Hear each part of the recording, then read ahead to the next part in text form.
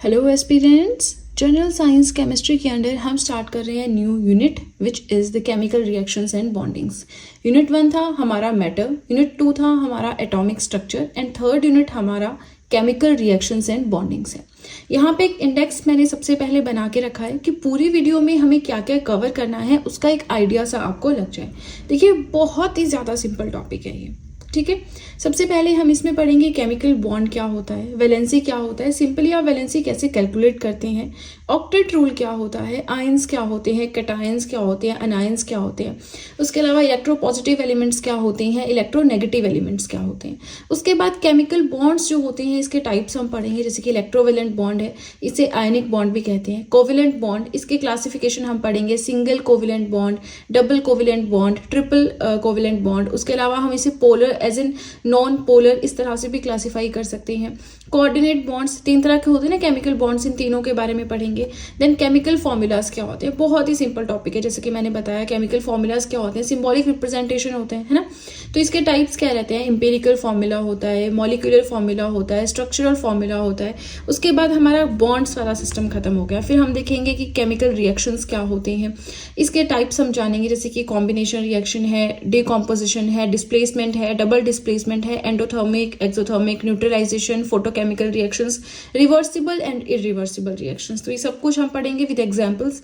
Oxidation क्या होता है, रिडक्शन क्या होता है, रिडॉक्स रिएक्शंस क्या होते हैं। हमारे डे टू डे लाइफ में जो हमारी एवरीडे लाइफ है उसमें ऑक्सीडेशन के एग्जांपल्स हमें कहाँ देखने को मिलते हैं, ये सारी चीज़ें मैं आपको कंप्लीट वीडियो में पढ़ाऊंगी।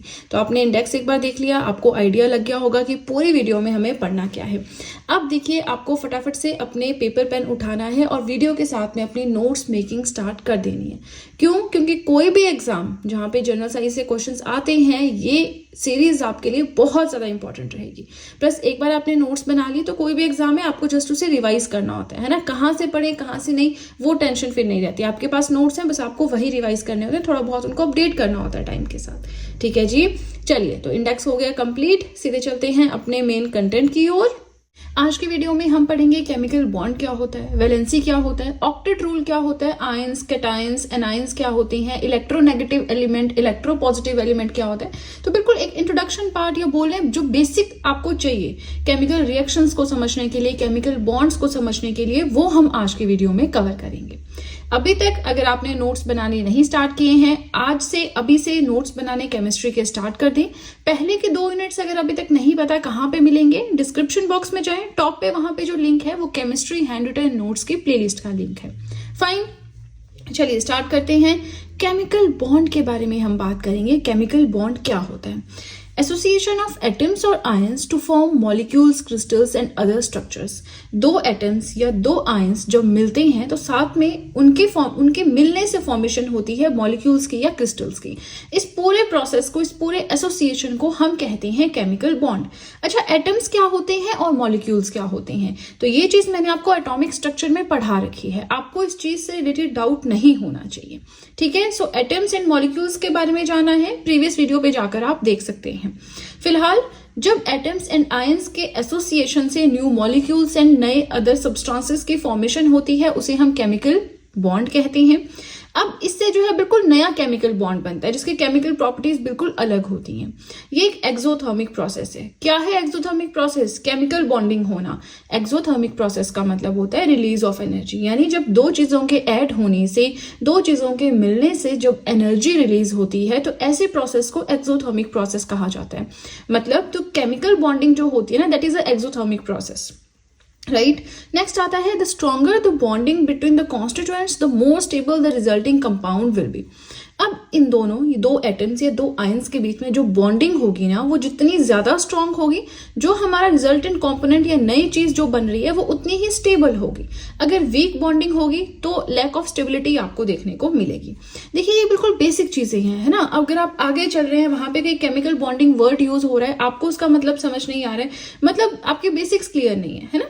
अब यहाँ से ऐसा नहीं है आपको केमिकल बॉन्ड से डायरेक्ट क्वेश्चन नहीं आता, लेकिन वो थोड़ा घुमा फिरा के आएगा, वो आपसे डेफिनेशन डायरेक्टली नहीं पूछ लेंगे। तो आपको थोड़ा सा बेसिक पता होना चाहिए केमिकल बॉन्ड के बारे में।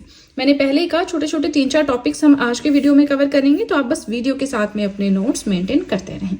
सेकेंड चीज आती है कि ये वैलेंसी क्या होता है। वैलेंसी, वैलेंस इलेक्ट्रॉन्स, इनके बारे में हम बात करते हैं। केमिस्ट्री में हमने पढ़ा भी है आउटर मोस्ट शेल के बारे में, इलेक्ट्रॉनिक कॉन्फ़िगरेशन के बारे में प्रीवियस चैप्टर में, राइट। तो थोड़ा सा वैलेंसी के बारे में देख लेते हैं। वैलेंसी क्या होती है?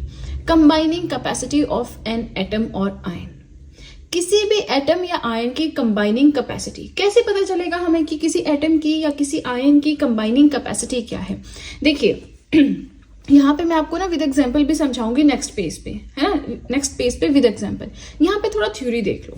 सो number of atoms of a particular element that is combined with atoms of another element to form a molecule. हमने क्या कहा? हमने कहा कि एक एटम दूसरे एटम के साथ मिलेगा तो फॉर्मेशन होगी एक न्यू कंपाउंड की, एक नई चीज की, जो कि पूरा प्रोसेस एक्सोथर्मिक प्रोसेस है। अभी हमने पढ़ा केमिकल बॉन्ड में। तो एक एटम दूसरे एटम के साथ कैसे रिएक्ट करता है? उनके बीच में जो इलेक्ट्रॉन्स होते हैं उनको शेयर करता है, ठीक है। इसके पास मान लीजिए एक इलेक्ट्रॉन है, मान लीजिए इसके पास एक इलेक्ट्रॉन है, तो दोनों अपना एक एक इलेक्ट्रॉन शेयर करेंगे और उससे क्या होगा? फिर नई चीज बनेगी, ठीक है। अब ये मैंने आपको एग्जाम्पल दिया, अब डायरेक्ट या बिल्कुल सही एग्जाम्पल नेक्स्ट पेज पे, है ना। तो किसी भी पर्टिकुलर एलिमेंट के नंबर ऑफ एटम्स जो कंबाइन करते हैं किसी दूसरे एलिमेंट के एटम्स के साथ, मान लीजिए ये हाइड्रोजन है, एक क्लोरीन है, ठीक है। इनके एटम्स के बीच में जब शेयरिंग होगी तो हमारा बन जाएगा HCl, हाइड्रोक्लोरिक एसिड। लेकिन हाइड्रोजन एंड क्लोरीन ये दो एलिमेंट्स हैं, इनके एटम्स को शेयरिंग करनी होगी, है ना। अब वो शेयरिंग कैसे होगी? वो वहां पे वैलेंसी का हमें पता चलता है। अब देखिए कंबाइनिंग कैपेसिटी किसी भी एटम की वैलेंसी कहलाती है, इसे मॉलिक्यूलर वेट भी कहते हैं। It is defined by the number of electrons in its outer most shell. हम पढ़ते हैं इलेक्ट्रॉनिक कॉन्फ़िगरेशन, है ना, तो हम उसमें जानते हैं कि किस तरह से 2 8 8 2 2 8 8 ऐसे करके हमने इलेक्ट्रॉनिक कॉन्फ़िगरेशन पढ़ी थी प्रीवियस चैप्टर में। तो कौन से शेल में कितने इलेक्ट्रॉन्स अकोमोडेट हो सकते हैं उसके बारे में हमने पढ़ा था। तो लास्ट में आता है आपका आउटर मोस्ट शेल, है ना, जैसे अंदर होगा न्यूक्लियस होता है, फिर और शेल्स होते हैं, हर एक शेल में इलेक्ट्रॉन्स होते हैं, कुछ नंबर ऑफ इलेक्ट्रॉन्स फिक्स होते हैं कि इतने ही आ सकते हैं। तो हर एक एटम के या एलिमेंट के आउटर मोस्ट शेल में कितने नंबर ऑफ इलेक्ट्रॉन्स हैं उससे पता चलता है हमें कि उसकी वैलेंसी क्या है, ठीक है। अगर एक इलेक्ट्रॉन है आउटर मोस्ट शेल में तो उसकी वैलेंसी है 1। अगर 2 इलेक्ट्रॉन्स हैं आउटर मोस्ट शेल में तो उसकी वैलेंसी है 2। इसको मैंने कहा हम नेक्स्ट पेज पे डिस्कस करेंगे। अब वैलेंसी क्या डिटरमाइन करती है? वैलेंसी डिटरमाइन करती है कि किन्हीं भी 2 एटम्स या एलिमेंट्स के बीच में बॉन्डिंग कितनी ज्यादा स्ट्रांग होगी, है ना। अगर बिल्कुल परफेक्ट वो ऑक्टेट रूल को फॉलो कर रहे हैं ना तो बिल्कुल सही बॉन्डिंग होगी। अगर वो ऑक्टेट रूल को फॉलो नहीं कर रहे हैं तो वीकर बॉन्डिंग होगी, मतलब स्टेबिलिटी भी वीक होगी, ठीक है। अब ऑक्टेट रूल क्या है वो भी हम नेक्स्ट पेज पे पढ़ेंगे, है ना। The higher the valency the stronger the bond. जितनी हायर वैलेंसी होगी बॉन्ड उतना ही स्ट्रांग होगा, ठीक है। अब यहाँ पे इन्होंने एक एग्जाम्पल दिया है, वैसे मेन एग्जाम्पल तो वैलेंसी का हम नेक्स्ट पेज पे ही पढ़ेंगे। जस्ट टू इन्फॉर्म यू कि आप सोचेंगे समझ नहीं आया, अरे समझ आएगा। अभी आपने थियोरेटिकल पार्ट पढ़ा, अब जब आप एग्जाम्पल पे जाएंगे ना तब आपको समझ आएगा। लेकिन यहाँ पे इन्होंने कोई और एग्जाम्पल दे रखा है इनर्ट गैसेज का। इनर्ट गैसेज होती है हमारी helium, neon, argon, krypton, xenon, radon, है ना। तो इनकी वैलेंसी होती है 0, मतलब इनका जो आउटर मोस्ट शेल है पूरा फुल होता है, उसमें कोई और एकोमोडेट करने के चांसेस नहीं होते हैं इलेक्ट्रॉन्स को, है ना। तो इनका स्टेबल आउटर शेल होता है। सो जनरली ये जो हमारी इनर्ट गैसेस होती हैं ये केमिकल बॉन्डिंग में पार्टिसिपेट नहीं करती हैं, ठीक है। अब हम विद एग्जाम्पल समझेंगे कि पूरा फंडा क्या है, ठीक है, तब आपको वैलेंसी समझ में आएगी। एक बार एग्जाम्पल समझ लो, उसके बाद जो ये लिखा आपने अपने नोट्स में ऐड किया इसे एक बार रिवाइज कर लेना, पूरा कंसेप्ट आपको क्लियर हो जाएगा। Now calculation part is here. Outer most shell की हम बात कर रहे हैं, तो अगर आउटर मोस्ट शेल में नंबर ऑफ इलेक्ट्रॉन्स प्रेजेंट हैं 4 3 2 एंड 1, ठीक है। अगर 1 है, 2 है, 3 है, 4 है, अगर इतने प्रेजेंट है ना इलेक्ट्रॉन्स, मतलब उसकी वैलेंसी है 4 इलेक्ट्रॉन्स प्रेजेंट है आउटर मोस्ट शेल में तो 4 वैलेंसी है, 3 प्रेजेंट है तो 3 वैलेंसी है, 2 प्रेजेंट है तो 2 वैलेंसी है, 1 इलेक्ट्रॉन प्रेजेंट है तो उसकी 1 वैलेंसी है। लेकिन अगर 4 से ज्यादा प्रेजेंट हो, 5 6 या 7 प्रेजेंट हो, अब आप सोचेंगे 8 क्यों नहीं लिखा? अरे अगर 8 इलेक्ट्रॉन्स किसी भी एलिमेंट के आउटर मोस्ट शेल में प्रेजेंट होंगे मतलब वो स्टेबल है। 8 का मतलब होता है अगर 8 इलेक्ट्रॉन्स प्रेजेंट है तो ना उसको कुछ और चाहिए, ना वो किसी को कुछ देना चाहता है, ना वो एक्सेप्टर बनना चाहता है, ना वो डोनर बनना चाहता है। 8 है मतलब पूरा स्टेबल है ना, उसको किसी के साथ शेयरिंग करने की जरूरत नहीं है। तो वो ऑक्टेट रूल बताता है, क्या बताता है वो हम जानेंगे। फिलहाल अगर 4 से ज्यादा वैलेंसी या नंबर ऑफ इलेक्ट्रॉन्स है, जैसे मान लीजिए किसी भी एटम के आउटर मोस्ट शेल में 5 इलेक्ट्रॉन्स हैं, 6 हैं, 7 हैं, तो उनकी वैलेंसी 5, 6 एंड 7 नहीं होती। फिर हम 8 - 5 करते हैं, 3 वैलेंसी है। 8 - 6 करते हैं, 2 वैलेंसी है। 8 - 7 करते हैं, 1 वैलेंसी है। ठीक है, तो वैलेंसी कैलकुलेट करना आ गई। अब हमें समझ आ गया कि combining capacity of an atom क्यों कहते हैं इसे। क्यों कंबाइनिंग कैपेसिटी कहते हैं कि अब आउटर मोस्ट शेल से पता चलता है कि कितने इलेक्ट्रॉन्स उसको चाहिए। फॉर एग्जाम्पल किसी के आउटर मोस्ट शेल में 5 इलेक्ट्रॉन्स प्रेजेंट है, तो हम 8 - 5 करेंगे 3, मतलब उसको 3 और इलेक्ट्रॉन्स चाहिए जो वो शेयर करेगा, किसी और से लेगा, फिर वो स्टेबल हो जाएगा। ठीक है, तो यहाँ पे वैलेंसी को फाइनली मैंने डिफाइन किया है दैट नंबर ऑफ इलेक्ट्रॉन्स किसी एटम को जब चाहिए होते हैं गेन या लूज करने के लिए in order to achieve stable octet. एक स्टेबल ऑक्टेट बनाने के लिए जितने नंबर ऑफ इलेक्ट्रॉन्स चाहिए होते हैं that is known as valency. ठीक है, अब ये ऑक्टेट क्या होता है, ऑक्टेट का मतलब तो समझते हैं 8। चलिए अब ऑक्टेट रूल समझते हैं, पूरा 8 वाला फंडा इसमें है। लेकिन ऑक्टेट रूल समझने से पहले कुछ चीजें हैं जो आपको बताना चाहूंगी। देखिए, आप सब चाहें तो जीएस हैंडरिटन नोट्स परचेज कर सकते हैं, those are available to purchase, लेकिन उसमें जनरल साइंस आपको नहीं मिलेगा। क्यों? क्योंकि अभी जनरल साइंस कंप्लीट ही नहीं हुआ है। जब तक कंप्लीट नहीं हुआ है आप परचेज भी नहीं कर सकते हो। जनरल साइंस के अलावा history, polity, geography, economics, current affairs, art and culture, इन सभी सब्जेक्ट्स के नोट्स आपको मिल जाएंगे। नोट्स परचेज करने का लिंक मैंने डिस्क्रिप्शन बॉक्स में दे रखा है। ठीक है जी, चलिए आगे चले। ऑक्टेट रूल के बारे में बात करें तो ये जो ऑक्टेट रूल होता है ना, इसे electronic theory of chemical bonding के नाम से भी जाना जाता है। ठीक है, ऑक्टेट रूल क्या बोलता है कि एटम्स जो है वो कंबाइन करते हैं, एक दूसरे के साथ ट्रांसफर करते हैं अपने वैलेंस इलेक्ट्रॉन्स को। अब आप इनको इलेक्ट्रॉन्स बोलो, वैलेंस इलेक्ट्रॉन्स बोलो, एक ही बात है। अपने वैलेंस इलेक्ट्रॉन्स को ट्रांसफर करते हैं या शेयर करते हैं इस तरह से कि उनको ऑक्टेट या स्टेबल कॉन्फ़िगरेशन मिल जाए। मान लीजिए कोई हमारा एक एलिमेंट है, ठीक है, उसके पास जो इलेक्ट्रॉन्स है वो 6 हैं, लेकिन हमें स्टेबल होने के लिए चाहिए होते हैं 8। तो वो किसी दूसरे के साथ रिएक्ट करेगा जिसके पास 2 हैं और वो उसके साथ शेयरिंग करेगा। अब इसके पास 8 हो गए, ये स्टेबल हो गया है ना। अब ये बड़ा पूरा फंडा है कैसे ऑक्टेट हर एक कंप्लीट अचीव करता है, हर एक एलिमेंट। फिलहाल आप इतना समझ लो कि एक एटम कैसे अचीव करता है ना। शेयरिंग करेगा, जितने उसको कम पड़ रहे हैं इलेक्ट्रॉन्स 8 पूरा करने के लिए, उतना किसी और से लेगा और खुद स्टेबल हो जाएगा। ठीक है, तो ये है ऑक्टेट रूल, जिसे कि electronic theory of chemical bonding भी कहा जाता है। So, atoms can combine either by transfer of valence electrons from one atom to another or by sharing valence electrons in order to have an octet or stable configuration just like noble gases। जैसे noble gases में होता है ना, valency 0 है, कुछ उनको चाहिए ही नहीं है ना, वो खुद में फुलफिल हैं, स्टेबल हैं, फुल हैं, कंप्लीट हैं। चलिए आगे चले, अब हम देख लेते हैं कि ये आयंस क्या होते हैं। समझने वाली बात है, दवाई समझ नहीं आएगा। आयंस क्या होते हैं? ये भी एटम्स ही होते हैं, स्पीसीज होते हैं, लेकिन ऐसे जिनके ऊपर कोई इलेक्ट्रिकल चार्ज प्रेजेंट होता है। एटम्स ही होते हैं लेकिन ऐसे जिनके ऊपर इलेक्ट्रिकल चार्ज प्रेजेंट होता है। 2 तरह के चार्ज होते हैं हमारे पास, एक तो पॉजिटिव होता है, एक नेगेटिव होता है।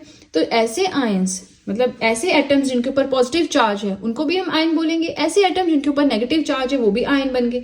तो जो पॉजिटिवली चार्ज आयंस होते हैं उन्हें हम कहते हैं कैटायन, और जो नेगेटिवली चार्ज आयंस होते हैं उन्हें हम कहते हैं एनायन। ठीक है, अब पॉजिटिवली चार्ज आयन, अच्छा मान लीजिए आपका कोई भी ले लो, यहाँ पे Z ले लो, फिर से हमने कोई Z ले लिया, ठीक है, इसके ऊपर चार्ज है माइनस, या हाइड्रोजन है, इसके ऊपर चार्ज है प्लस, है ना।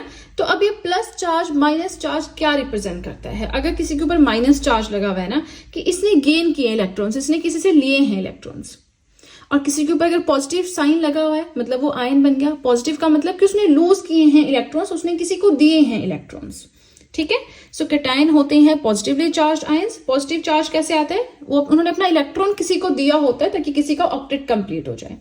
एनायंस क्या होते हैं? नेगेटिवली चार्ज आयंस, इन्होंने किसी और से इलेक्ट्रॉन्स लिए होते हैं ताकि इनका ऑक्टेट कंप्लीट हो जाए।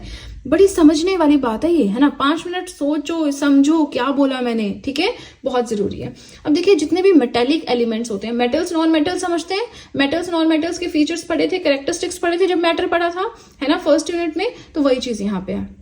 बाकी मेटल नॉन मेटल तो हमें वैसे भी पता ही होता है, ये डक्टाइल होते हैं, मेलेबल होते हैं, ये नॉन डक्टाइल होते हैं, नॉन मेलेबल होते हैं, शाइनी होते हैं, वो सब पढ़ा है हमने। सो यहाँ पे आता है कि जितने भी मेटेलिक एलिमेंट्स होते हैं ना वो कैटायंस बनाते हैं, जितने भी मेटेलिक एलिमेंट्स हैं वो कैटायंस बनाते हैं, जितने भी नॉन मेटेलिक एलिमेंट्स हैं वो अनायंस बनाते हैं। मतलब जो भी मेटेलिक एलिमेंट आप लोगे ना उसके ऊपर साइन आ जाएगा प्लस का, जितने भी नॉन मेटल एलिमेंट लोगे उनके ऊपर साइन आ जाएगा नेगेटिव का। ठीक है, अब ऐसे मेटेलिक एलिमेंट्स जो कैटायंस बनाते हैं, है ना, उनको हम बोलते हैं इलेक्ट्रोपॉजिटिव एलिमेंट्स, क्योंकि पॉजिटिव साइन आ रहा है।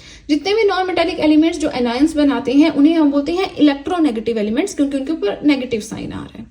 ठीक है, सो आज के वीडियो में हमें पढ़ना है कि केमिकल बॉन्ड्स के क्या टाइप्स रहते हैं। केमिकल बॉन्डिंग हमने डेफिनेशन समझा था, राइट, और आज हमें पढ़ना है कि इसके क्या क्या टाइप्स होते हैं। ठीक है, बहुत लेंथी वीडियो नहीं होगी, आपसे बस यही रिक्वेस्ट है, वीडियो के साथ में नोट्स बनाते चले, आपके लिए काफी ज्यादा बेनिफिशियल ये नोट्स रहेंगे।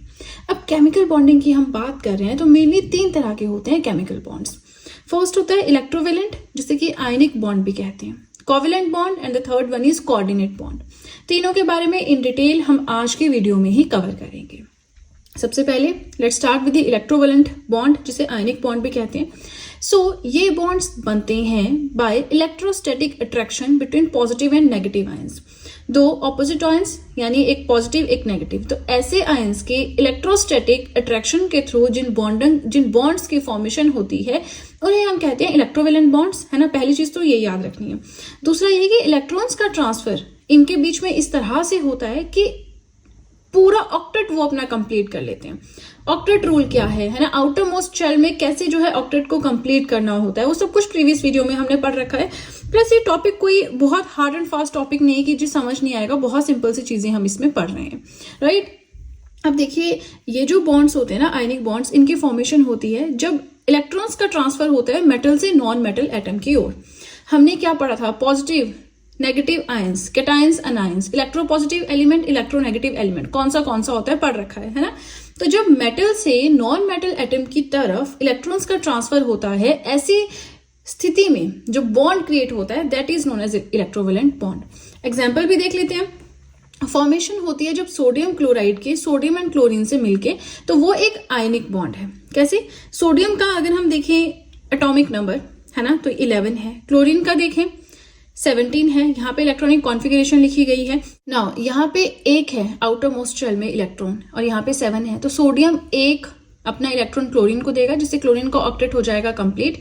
अब क्योंकि ये दे रहा है तो इस पे आता है पॉजिटिव साइन, और क्लोरीन ले रहा है तो इस पे आता है नेगेटिव साइन, उल्टा होता है ना। सो यहाँ पे ये पॉजिटिव आयन बन गया ना, ये नेगेटिव आयन बन गया। तो पॉजिटिव आयन नाम की कोई चीज नहीं होती। जब पॉजिटिव आयंस बन जाते हैं तो हम उन्हें कहते हैं कैटायंस। जब नेगेटिव आयंस बन जाते हैं तब हम उन्हें कहते हैं अनायन। तो जैसे पॉजिटिव आयन नेगेटिव आयन नहीं होता, कैटायंस एंड अनायंस होते हैं। कैटायंस कब बनते हैं, जब वो इलेक्ट्रॉन्स को लूज करते हैं। एंड यस, यहाँ पे सोडियम ने लूज किया 1, है ना। इसी तरह के कैटायंस को इलेक्ट्रोपॉजिटिव एलिमेंट बोलते हैं।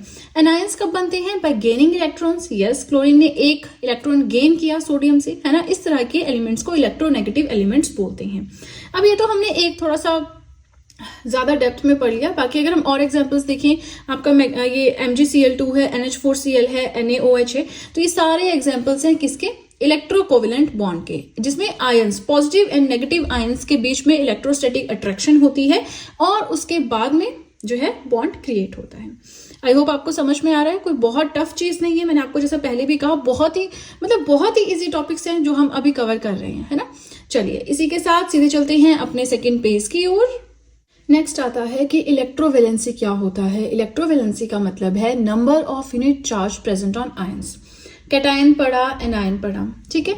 तो एक आयन पे कितना यूनिट चार्ज प्रेजेंट है। मान लीजिए अगर क्लोरीन ना वहां पे 2 इलेक्ट्रॉन्स को लेता तो क्लोरीन के ऊपर 2 नेगेटिव आ जाता, है ना। लेकिन क्लोरीन ने 1 ही लिया था, यानी इस पे 1 यूनिट चार्ज है। सोडियम ने 1 ही इलेक्ट्रॉन दिया था, मतलब इस पे भी 1 यूनिट चार्ज है। तो as per the above example हम समझ गए कि इलेक्ट्रोवेलेंसी क्या होती है, कि हर एक आयन पे कितना यूनिट चार्ज प्रेजेंट है। ऐसा नहीं सिर्फ Na पॉजिटिव या Cl नेगेटिव ही होता है। Cl नेगेटिव 2 नेगेटिव हो सकता है, Cl3 नेगेटिव हो सकता है ना, डिपेंडिंग ऑन बॉन्डिंग, किस तरह की बॉन्डिंग हो रही है। अब हम बात कर लेते हैं कैरेक्टरिस्टिक्स के बारे में। तो देखिए, कैरेक्टरिस्टिक्स का मतलब है कि आयनिक बॉन्ड्स किस तरह के मेनली होते हैं। इस तरह के जो बॉन्ड्स होते हैं उनकी डेफिनेट शेप होती है, मतलब जो नई चीज बन के आती है ना उसकी एक डेफिनेट शेप होगी, हार्ड होंगे, ब्रिटल होंगे, high melting and boiling point होगा, हाई डेंसिटी होगी, एंड कंडक्ट कर सकते हैं electricity in their aqueous solution. ठीक है, चलिए, हमारा फर्स्ट हो गया complete. First type of bond जो कि क्या था, इलेक्ट्रोवेलेंट या फिर बोल लो ionic bond. Now second type of bond is covalent bond. बहुत लेंथी वीडियो नहीं है, बस वीडियो के साथ में नोट्स बनाएं, क्योंकि अगर आप वैसे ही वीडियो देखेंगे बिलीव मी लॉन्ग टर्म तक आप याद रख ही नहीं पाएंगे। आपको नोट्स बनाने की यहाँ पे खासी जरूरत रहती है, ताकि बार बार रिवाइज करें तभी तो दिमाग में बैठेगा। एक इमेज होती है ना कि जब हम बार बार नोट्स बनाते हैं, बार बार उसे रिवाइज करते हैं, तो हमें ये भी याद हो जाता है कि पेज में सबसे बॉटम में यहाँ पे लिखा है, राइट साइड पे टॉप पे ये लिखा है, तो वो इतनी गहन एक स्टडी हो जाती है। हमारे माइंड जो है वो हर एक चीज का ध्यान रखता है ना, कहाँ पे क्या लिखा है, तो वहां से भी हमें चीजें याद रखने में काफी हेल्प होती है। Now second type of bond is covalent bond. ये बॉन्ड तब बनता है जब दोनों जो पार्टिसिपेटिंग एटम्स हैं वो इक्वली शेयर करेंगे इलेक्ट्रॉन्स। मान लीजिए आपके पास एक है एक्स, ए है वाई, तो एक्स भी इलेक्ट्रॉन को शेयर करेगा, वाई भी शेयर करेगा, ठीक है ना। ऐसा नहीं कि सिर्फ एक्स ही शेयर कर रहा है, जैसे ऊपर सिर्फ सोडियम ने दे दिया क्लोरीन को, क्लोरीन का ऑक्टेट हो गया पूरा और बन गया न्यू चीज, है ना। ऐसा नहीं होता, दोनों शेयर करते हैं। उसमें पॉजिटिव एंड नेगेटिव आयंस मिलते हैं इलेक्ट्रोस्टैटिक फोर्स के थ्रू, जो बनता है bond that is known as ionic और इलेक्ट्रोवेलेंट बॉन्ड। कोवेलेंट बॉन्ड में दो एटम्स होंगे, दोनों पार्टिसिपेट करेंगे, दोनों इलेक्ट्रॉन्स की शेयरिंग करेंगे। चलिए आगे एग्जांपल के थ्रू आप समझते रहेंगे। इस तरह के पेयर को हम शेयर्ड पेयर या बॉन्डिंग पेयर भी कहते हैं। कोवेलेंट बॉन्ड को मॉलिक्यूलर बॉन्ड्स भी कहा जाता है। अब जो नया मॉलिक्यूल बनता है ना, वो अचीव करता है stability in the outer shell similar to the atoms of noble gases. Noble gases का कंसेप्ट आई थिंक हम डिस्कस कर चुके हैं, है ना, कि इनर्ट गैसेस होती हैं, इनका जो इनर्ट गैसेस होती हैं किसी के साथ रिएक्ट नहीं करती, क्योंकि इनका जो आउटर मोस्ट शेल है वो पूरा ऑक्टेट कंप्लीट कर चुका होता है ना, इनकी वैलेंसी 0 होती है, तो इनको ना कोई चाहिए होता, ना जनरली किसी के साथ ही रिएक्ट करती है ना। तो जितनी स्टेबल नोबल गैसेस होती हैं, इनर्ट गैसेस होती हैं, उतने ही स्टेबल होते हैं ये बॉन्ड्स भी, ठीक है। अभी भी 3 तरह के बॉन्ड्स होते हैं, 3 तरह के हम पढ़ेंगे, वैसे तो और भी तरह के होते हैं, पर 3 तरह के मेनली हम यहाँ पे कवर करेंगे, ठीक है। कैसे कैसे होते हैं? Single covalent bond, double covalent bond and triple covalent bond.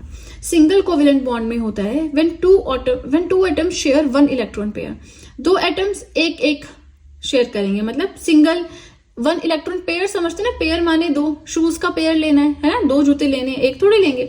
तो वैसे ही यहाँ पे एक इलेक्ट्रॉन पेयर की शेयरिंग होगी, एक इलेक्ट्रॉन पेयर माने 2 इलेक्ट्रॉन्स की शेयरिंग होगी। डबल कोवेलेंट बॉन्ड में जब 2 एटम शेयर करते हैं 2 पेयर ऑफ इलेक्ट्रॉन्स, है ना, यहाँ भी 2 पेयर, यहाँ भी 2 पेयर शेयरिंग हो रही है। ट्रिपल कोवेलेंट बॉन्ड में होता है जब 3 पेयर ऑफ इलेक्ट्रॉन शेयरिंग होती है। चलिए ये तो हमने कंसेप्ट समझ लिया। एक पेयर अगर शेयर होगा single covalent bond, 2 pair share होंगे double covalent bond, 3 pair share होंगे ट्रिपल कोवेलेंट बॉन्ड, ठीक है। अब हम देखते हैं दैट ये जो एग्जांपल्स दिए अब इन्हें देख लेते हैं थोड़ा सा, है ना। पहला हमारा सिंगल कोवेलेंट बॉन्ड में रहता है हाइड्रोजन, तो हाइड्रोजन का एटॉमिक नंबर ही 1 है ना। 1 है तो दोनों ने शेयर कर लिया अपना अपना, तो एक इसका है एक इसका है, दोनों शेयर कर रहे हैं, ठीक है ना। कोवेलेंट बॉन्ड में तो होता ही है कि दोनों को शेयरिंग करनी होती है। ये बन गया आपका H2। यहाँ पे एग्जांपल लिया है हमने CO2 कार्बन डाइऑक्साइड का। अब यहाँ पे ऑक्सीजन का एटॉमिक नंबर है 8, कार्बन का है 6 एंड यहाँ पे ये आपका ऑक्सीजन है, इसका भी है 8, है ना। तो कैसे हम लिखेंगे, यहाँ पे इसको ठीक करते हैं, ये होगा 4। तो 2,6 इलेक्ट्रॉनिक कॉन्फ़िगरेशन कैसे होगी वो मैंने प्रीवियस यूनिट में पढ़ाया है, वो चीज भी हम यहाँ पे नहीं डिस्कस करेंगे, है ना। तो इसके हैं 4, इसके हैं 6, इसने यहाँ पे 2 शेयर किए, इसने 2 शेयर किए, इस ऑक्सीजन के 2, ऑक्सीजन के 2, कार्बन के 2, कार्बन के 2, समझ रहे हैं ना कैसे शेयरिंग हो रही है। नेक्स्ट आता है ट्रिपल कोवेलेंट बॉन्ड, यहाँ पे 3 पेयर शेयर होंगे। अब यहाँ पे N2 की बात हो रही है, यानी नाइट्रोजन एंड नाइट्रोजन, नाइट्रोजन का एटॉमिक नंबर है 7, तो इसकी इलेक्ट्रॉनिक कॉन्फ़िगरेशन इस तरह से है, तो इस तरह से ये शेयरिंग होगी। यहाँ पे मैंने गलत कैसे लिख दिया, यहाँ पे भी 5 होगा, ठीक है, इसको अब सही करना, 2,5, 2,5, ठीक है, और यहाँ पे 2,4 हो गया।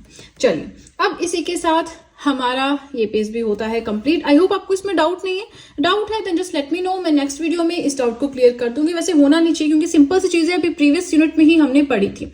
ये बात है कि हाँ वो यूनिट मैंने काफी टाइम पहले अपलोड किया था, तो अगर आपने नहीं देखी है वीडियो एक बार फिर से देख ले, है ना, आपका जो कंसेप्ट है वो क्लियर हो जाएगा।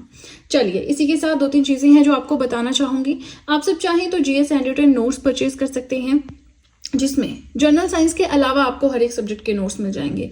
History, polity, geography, economics, current affairs, art and culture, इन सभी सब्जेक्ट्स के नोट्स आपको मिल जाएंगे। नोट्स परचेज करने का लिंक मैंने डिस्क्रिप्शन बॉक्स में दे रखा है।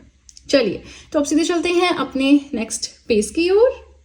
जैसे हमने इलेक्ट्रोवेलेंट बॉन्ड में इलेक्ट्रोवेलेंसी पढ़ा था, वैसे ही हम कोवेलेंट बॉन्ड में कोवेलेंसी के बारे में पढ़ेंगे। किसी भी एटम की कोवेलेंसी होती है number of electrons which are supplied by that atom for sharing, यानी जब शेयरिंग हो रही है ना कोवेलेंट बॉन्ड में, तो जिस एटम की हम कोवेलेंसी की बात कर रहे हैं उस एटम ने कितने इलेक्ट्रॉन शेयर किए। जैसे H2 का हमने पढ़ा था सिंगल कोवेलेंट बॉन्ड में, आपको ध्यान हो H2 का हमने इस तरह से पढ़ा था, है ना। तो दोनों का एटॉमिक नंबर क्या है, 1 है, दोनों ने एक एक इलेक्ट्रॉन शेयर किया। सो H2 में जो हाइड्रोजन का एटॉमिक नंबर है वो है 1, ठीक है। नाइट्रोजन की बात कर लेते हैं, N2 है यहाँ पे, ये नाइट्रोजन है, ये नाइट्रोजन है, इसका एटॉमिक नंबर 7 है, इसका भी 7 है, तो इलेक्ट्रॉनिक कॉन्फ़िगरेशन हो जाती है 2 and 5 2 and 5। तो यहाँ पे जो है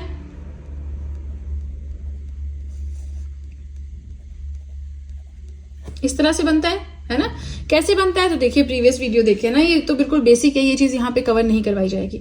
एटॉमिक नंबर लिखते हैं, उसके इलेक्ट्रॉनिक कॉन्फ़िगरेशन लिखते हैं, 5 जो है दोनों के आउटर मोस्ट शेल में है, तो 5 इलेक्ट्रॉन्स यहाँ शेयर करेंगे, 5 यहाँ शेयर करेंगे।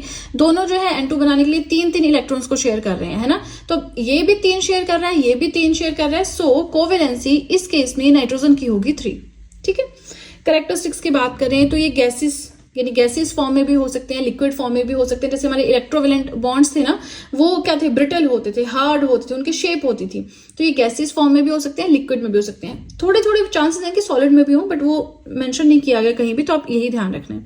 इनका मेल्टिंग एंड बॉइलिंग पॉइंट लो होता है, इनसॉल्युबल होते हैं वाटर में, एंड बैड कंडक्टर्स होते हैं इलेक्ट्रिसिटी के, राइट।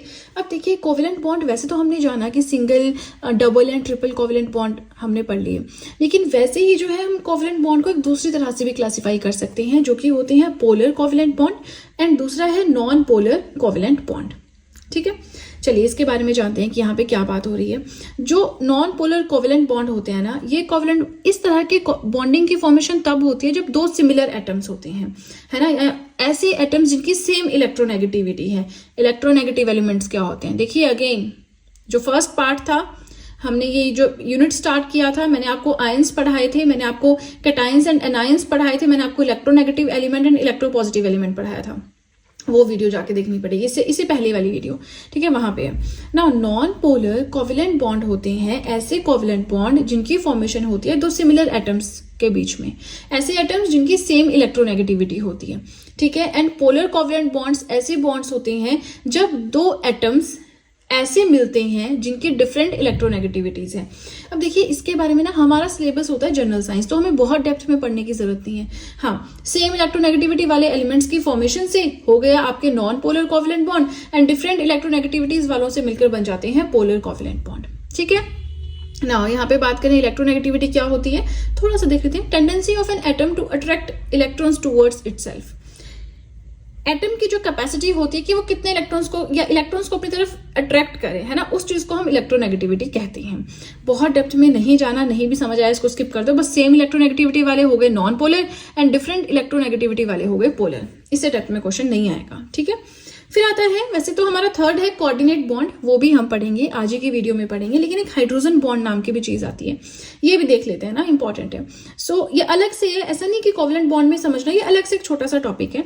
सो इनकी फॉर्मेशन होती है by attractive forces between hydrogen atom and an electronegative element. जो हाइड्रोजन एटम है और जो इलेक्ट्रोनेगेटिव एटम है उनके बीच में जब किसी बॉन्ड की फॉर्मेशन होती है, then such kind of bond is known as hydrogen bond, ठीक है। अब आप सोच रहे होंगे यहाँ पे एग्जाम्पल नहीं है, देखिए हमें ना इसी लेवल से पढ़ना है कि जिस लेवल से एग्जाम में आता है। एग्जाम में जनरल साइंस इतने डेप्थ में नहीं आता और इस टॉपिक से ऐसे बहुत क्वेश्चंस भी आप नहीं एक्सपेक्ट कर सकते, है ना। तो जितना पढ़ रहे हैं बस उस पर फोकस रखें। और देखिए 2-3 चीजें हैं जो आपको बताना चाहूंगी।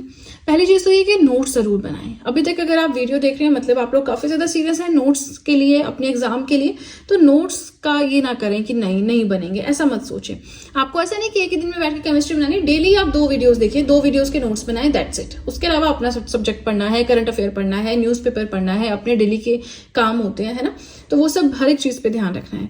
एंड आपको बताना चाहूंगी कि देखिए आपको अगर वीडियोस की नोटिफिकेशंस नहीं आती, क्योंकि बहुत सारी कंप्लेंट्स थी कि मैम वीडियो की नोटिफिकेशन नहीं आती, तो देखिए उसका मेन रीजन तो ये है कि आपको चैनल को सब्सक्राइब करना होता है, उसके साथ में बेल आइकन होता है, वो प्रेस करना होता है, वो नोटिफिकेशन बेल होती है, ताकि जैसे ही कोई वीडियो मैं अपलोड करूं उसका लिंक आप तक पहुंचे। लेकिन अगर आपने नहीं वो प्रेस की है, पहले तो उसे प्रेस करें। इसी के साथ जो मेरा टेलीग्राम अकाउंट है उसे आप ज्वाइन कर सकते हैं, क्योंकि जैसे कोई वीडियो मैं अपनी यूट्यूब चैनल पे अपलोड करती हूँ उसका लिंक शेयर कर देती हूँ वहां पे टेलीग्राम पे, ताकि आपको एटलीस्ट नोटिफिकेशन मिल जाए, यूट्यूब पे नहीं तो टेलीग्राम अकाउंट पे।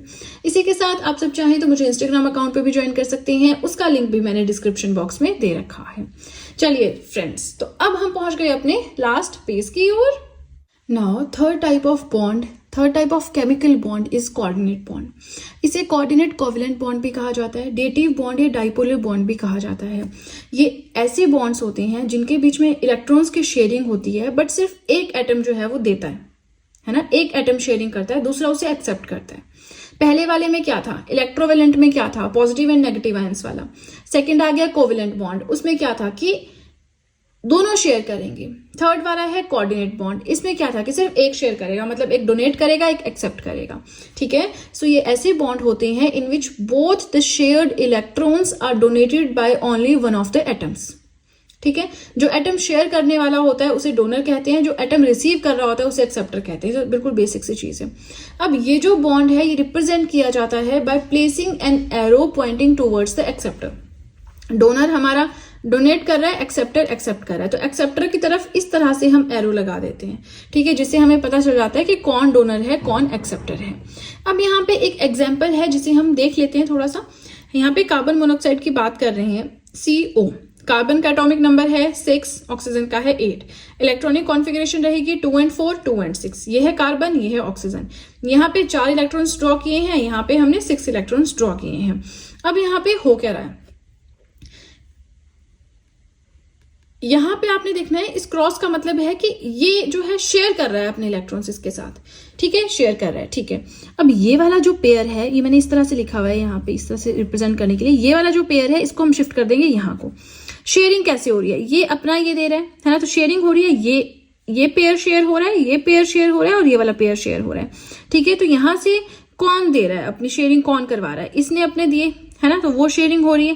तो यहाँ पे ये कोऑर्डिनेट कोवेलेंट बॉन्ड है। आई होप आपको समझ में आया है। नहीं भी समझ आया, एग्जांपल कोई नहीं पूछता क्या होते हैं बॉन्ड, अच्छा डाइपोलर बॉन्ड क्या होता है, अच्छा डेटिव बॉन्ड क्या होते हैं, इतना सा पूछ लेंगे, दैट्स इट। इससे ज्यादा इनमें से क्वेश्चंस नहीं आते हैं।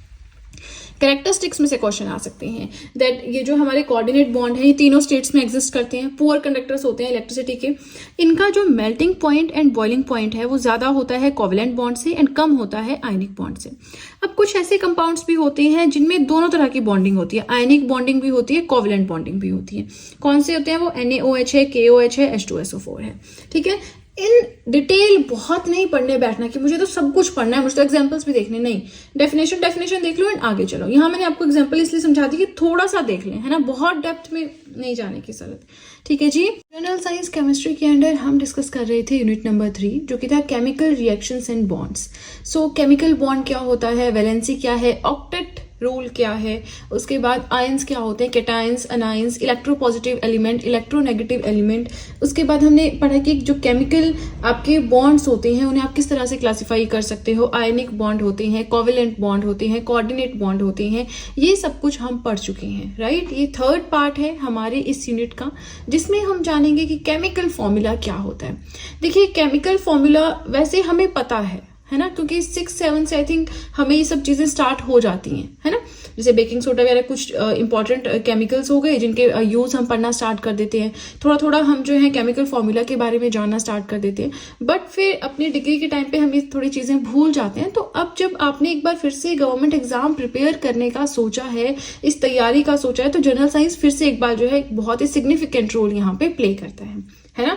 तो वैसे तो केमिकल फॉर्मूला के बारे में आपको एक अच्छी अंडरस्टैंडिंग होगी, लेकिन as a part of syllabus हमें इसे यहाँ पे कवर करना होगा। केमिकल फॉर्मूला क्या होता है, किसी भी कंपाउंड का केमिकल फॉर्मूला होता है symbolic representation of its composition. Chemical formula माने किसी भी चीज में क्या क्या चीजें आती हैं उसके सिंबॉलिक रिप्रेजेंटेशन। फॉर एग्जाम्पल हम बात कर लेते हैं हाइड्रोक्लोरिक एसिड की। अगर मैं कहूं कि हाइड्रोक्लोरिक एसिड है ना, इसका आप लिखो केमिकल फॉर्मूला, तो हम क्या लिखेंगे, HCl लिखेंगे, यानी हाइड्रोजन प्लस क्लोरीन लिखेंगे। तो ये हाइड्रोजन एंड क्लोरीन क्या बता रहा है, ये सिंबॉलिक रिप्रेजेंटेशन है इसके कॉन्स्टिट्यूएंट पार्टिकल्स की या कॉम्पोजिशन की। यानी हाइड्रोक्लोरिक एसिड में क्या क्या चीजें आती हैं उन्हें सिंबल की फॉर्म में हम लिखते हैं, है ना। तो समझ में आ गया इस लाइन का मतलब क्या है, that chemical formula of a compound is the symbolic representation of its composition. Now अगर आपको केमिकल फॉर्मूला लिखना है तो आपको दो चीजों का बहुत अच्छे से पता होना जरूरी है, सिंबल्स एंड वैलेंसी। अब देखिए, अगर मुझे यही नहीं पता कि hydrochloric acid hydrogen and chlorine से मिलकर बनता है, लेकिन उसका सिंबल क्या है, अगर मुझे सिंबल्स ही नहीं पता तो मैं सिंबॉलिक रिप्रेजेंटेशन कैसे करूंगी, वैलेंसी नहीं पता तो उसमें मैं आयंस का कैसे रिप्रेजेंट करूंगी, आयन समझते हैं ना, पॉजिटिव आयन है नेगेटिव आयन है, तो कैसे रिप्रेजेंट करूंगी उसे, है ना। तो सिंबल्स की देखिए वो तो आपको वैसे आप गूगल कर लिए, पीरियोडिक टेबल हमें थोड़ा बहुत आइडिया भी है स्कूल टाइम का, राइट, तो वहां से हो जाता है। वैलेंसी थोड़ा भूल गए होते हैं तो वो हम धीरे धीरे जैसे जैसे आगे चलते रहेंगे समझते रहेंगे। बाकी इसके लिए इन डेप्थ आप थोड़ा सा जो आपके बुकलेट में पीरियोडिक टेबल होता है ना, उसको आप देख ले एक बार, ठीक है, उसमें आपको सिंबल भी मिल जाएंगे और वैलेंसी भी आपकी खुद से कैलकुलेट हो जाएगी। इलेक्ट्रॉनिक कॉन्फ़िगरेशन मैंने ऑलरेडी प्रीवियस चैप्टर में पढ़ाई थी जहां पे हमने एटॉमिक स्ट्रक्चर पढ़ा था, ठीक है। सो समझ में आ गया, सिंबॉलिक रिप्रेजेंटेशन हम करते हैं किसी भी कंपाउंड के कॉम्पोजिशन की थ्रू केमिकल फॉर्मूला। लेकिन केमिकल फॉर्मूला से ऐसा नहीं समझना कि कोई केमिकल नेम हम इसके अंदर लिखते हैं, नहीं, केमिकल नेम नहीं लिखते, सिर्फ सिंबॉलिक रिप्रेजेंटेशन होती है। अब एग्जांपल्स ले लें, अगर हम बोले सोडियम क्लोराइड जो है आपका कॉमन साल्ट है, टेबल साल्ट हम उसको बोलते हैं, है ना, टेबल साल्ट को चलो केमिकल फॉर्मूला फॉर्म में लिखे तो हम लिखेंगे NaCl। हाइड्रोक्लोरिक एसिड को लिखो HCl, सल्फ्यूरिक एसिड को लिखो H2SO4, वाटर को लिखो H2, ऐसे करके ये सिंबॉलिक रिप्रेजेंटेशन है, यानी केमिकल फॉर्मूला है उन चीजों का जो मैंने अभी कहा। अब हमने यहाँ पे एक एग्जांपल उठाया है, आयंस फॉर्म में भी तो समझाना है ना आपको, तो यहाँ पे एक एग्जांपल उठाया है HCl। HCl किस किस से मिलकर बना है, हाइड्रोजन एंड क्लोरीन से। हाइड्रोजन का एटॉमिक नंबर है 1 एंड क्लोरीन का एटॉमिक नंबर है 17। कहां से पता चलता है आपको एटॉमिक नंबर, पीरियोडिक टेबल से। एटॉमिक नंबर क्या होता है, मास नंबर क्या होता है, आइसोटोप्स क्या है, आइसोबार्स क्या है, आइसोटोन्स क्या है, ये सब कुछ प्रीवियस चैप्टर में हमने पढ़ा है एटॉमिक स्ट्रक्चर में, तो आपको डाउट नहीं होना चाहिए, ठीक है। चलिए, हाइड्रोजन का एटॉमिक नंबर हो गया 1, क्लोरीन का हो गया 17, तो इलेक्ट्रॉनिक कॉन्फ़िगरेशन क्या होगी इसकी, तो सिंपल 1 होगी, इसकी 2 8 10 हो गए प्लस 7 7 हो गए। मतलब इसको एक इलेक्ट्रॉन और चाहिए अपने आउटर मोस्ट शेल में ताकि ये स्टेबल हो सके, और वो इसको मिल जाएगा यहां से, ठीक है। तो यहाँ पे हमें क्या समझ आ रहा है कि क्लोरीन को चाहिए, यहाँ पे ऐड हो रहा है, मतलब इसके ऊपर साइन आएगा नेगेटिव का। हाइड्रोजन किसी को दे रहा है ना, तो यहाँ पे इसके ऊपर साइन आएगा पॉजिटिव का, उल्टा होता है। वैसे नॉर्मली होना कि क्या चाहिए केमिस्ट्री में कि 7 है ना, एक कम है तो ये ले रहा है किससे, तो पॉजिटिव होना चाहिए, लेकिन इसमें नेगेटिव होता है, तो उल्टा आपने हमेशा याद रखना, ठीक है। तो इसको अगर हम आयंस की फॉर्म में रिप्रेजेंट करना हो तो H पॉजिटिव Cl नेगेटिव ऐसे लिखेंगे। ये जस्ट एक सिंपल सा एग्जांपल था, आपको पहले इलेक्ट्रॉनिक कॉन्फ़िगरेशन के थ्रू वैलेंसी कैलकुलेट करके आउटर मोस्ट शेल में कितने इलेक्ट्रॉन्स हैं वो देख के कैसे शेयरिंग होगी वो सब देखना होता है। यही चीज आप NaCl के लिए कर सकते हो, है ना, यही चीज आप H2O के लिए कर सकते हो, ठीक है। बट ये सब करने की जरूरत नहीं है, इतना नहीं आता एग्जाम में, थोड़ा सा केमिकल फॉर्मूला क्या होता है पता होना चाहिए। अब ना ये जो केमिकल फॉर्मूला है इसके भी अलग अलग टाइप्स होते हैं, ठीक है, 3 तरह का ये होता है। कौन कौन सा होता है, empirical formula, molecular formula and structural formula.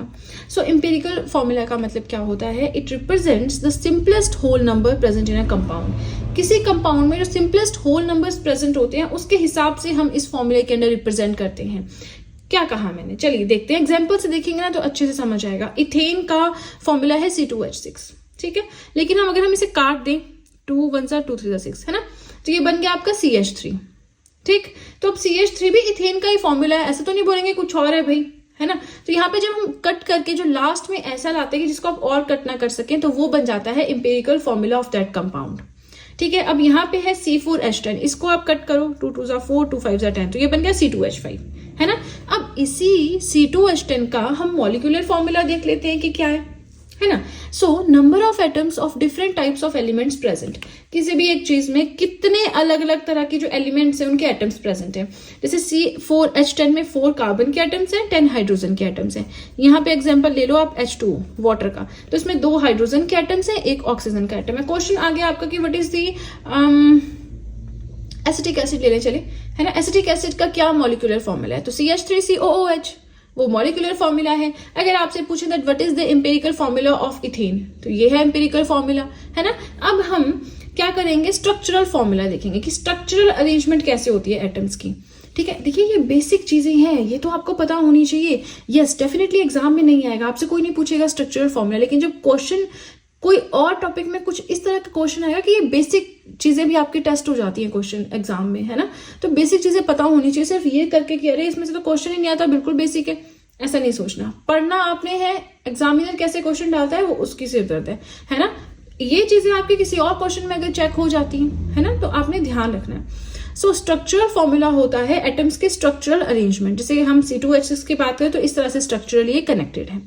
बहुत डेप्थ में नहीं पढ़ना। इंपेरिकल फॉर्मूला में सब कट कटा के जो बचा, मॉलिक्यूलर फॉर्मूला में जो सिंपल फॉर्मूला केमिकल फॉर्मूला हम बोलते हैं that is molecular formula. Structural formula में कुछ स्ट्रक्चर से बनाएंगे, ठीक है। तो बस आज हमें इतना ही पढ़ना था। तो this is going to be fourth part of this series, जिसमें हम पढ़ेंगे केमिकल रिएक्शंस के बारे में। केमिकल रिएक्शन स्कूल में सुना होगा ना, कॉम्बिनेशन रिएक्शन है, डिस्प्लेसमेंट रिएक्शन है, न्यूट्रलाइजेशन रिएक्शन है, तो बस वही चीजें हम पढ़ेंगे। देखिए ये बहुत ही सिंपल टॉपिक है केमिस्ट्री का जो हम पढ़ रहे हैं, है ना, बिल्कुल बेसिक चीजें हम इसमें कवर कर रहे हैं, तो बहुत इसमें आपको कंफ्यूजन नहीं होना चाहिए, ठीक है। सो केमिकल रिएक्शंस क्या होते हैं? Change in which one or more substances or reactants react to form new substances or products with entirely different physical and chemical properties. देखिए, दो या दो से ज्यादा चीजें मिलकर जब एक नया सब्सटेंस बनाती हैं, और जो वो नया सब्सटेंस होता है ना, उसके फिजिकल कैरेक्टरिस्टिक्स, केमिकल कैरेक्टरिस्टिक्स बिल्कुल चेंज होते हैं। फिजिकल कैरेक्टरिस्टिक्स क्या होते हैं? उसकी शेप, साइज, जो फिजिकल माने जो आप देख सकते हो, है ना। जैसे कोई दीवार है, उस दीवार का कलर कितना है, उस दीवार की थिकनेस कितनी है, वो दीवार कितनी ऊंची है, वो सही से बनी है या नहीं बनी है ना। तो ये सब इसके फिजिकल कैरेक्टरिस्टिक्स है। केमिकल कैरेक्टरिस्टिक्स किसी भी चीज का क्या होता है? जैसे केमिकल कैरेक्टरिस्टिक्स हम बोलेंगे, जैसे वाटर है। वाटर हमारा हाइड्रोजन एंड ऑक्सीजन से मिलकर बना हुआ है। उसमें 2 मॉलिक्यूल्स ऑफ हाइड्रोजन है, 1 मॉलिक्यूल ऑफ ऑक्सीजन है, H2O, और वो बन गया वाटर, है ना। तो वो क्या है? हमारी केमिकल प्रॉपर्टी है वाटर की। अच्छा, वाटर की फिजिकल प्रॉपर्टी क्या होगी? तो कोई डेफिनेट शेप नहीं है पानी की। जिस भी बर्तन में डाल दो, जिस भी यूटेंसिल में डाल दो, उसका वो शेप ले लेता है ना। तो जब दो या दो से ज्यादा सब्सटेंसेस मिलकर एक नया प्रोडक्ट बनाते हैं, एक ऐसा प्रोडक्ट जिसके फिजिकल एंड केमिकल प्रॉपर्टीज उन चीजों से जिससे वो बने हैं, अगर वो बिल्कुल डिफरेंट है, मतलब वो एक केमिकल रिएक्शन है। अब इसमें एग्जांपल भी हम लेंगे, बट उससे पहले ये समझ लें कि इसमें क्या होता है। जो पुराने वाले बॉन्ड्स हैं वो टूट जाते हैं एंड फॉर्मेशन होती है नए बॉन्ड्स की, ठीक है। उसके बाद एक एग्जांपल है, बिल्कुल सिंपल सा। केमिकल रिएक्शन क्या होता है?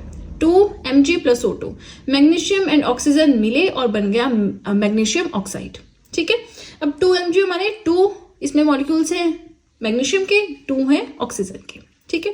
बिल्कुल सिंपल चीज है। केमिकल रिएक्शंस की डेफिनेशन ना भी समझे तो हम समझते हैं, दो चीजें मिली और कोई नई चीज बन गई, उसे हमने बोल दिया क्या है, वो केमिकल रिएक्शन है। आगे चलिए, अगर आगे देखिए हम कि कैसे आइडेंटिफाई करेंगे कि केमिकल रिएक्शन है या नहीं है कोई भी चीज।